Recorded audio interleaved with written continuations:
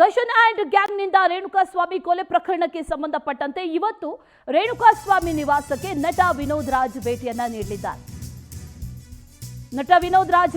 ನೀಡಲಿದ್ದಾರೆ. ಇವತ್ತು ರೇಣುಕಾಸ್ವಾಮಿ ನಿವಾಸಕ್ಕೆ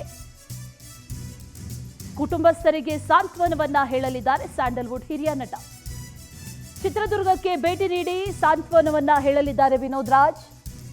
ಪರಪ್ಪನ ಅಗ್ರಹಾರ ಜೈಲಿನಲ್ಲಿ ದರ್ಶನ್ ಅವರನ್ನ ಭೇಟಿ ಮಾಡಿದ್ದಾರೆ. ಭೇಟಿ ಮಾಡಿ ಒಂದಷ್ಟು ಮಾತುಕತೆಯನ್ನ ಕೂಡ ನಡೆಸಿದ್ದಾರೆ.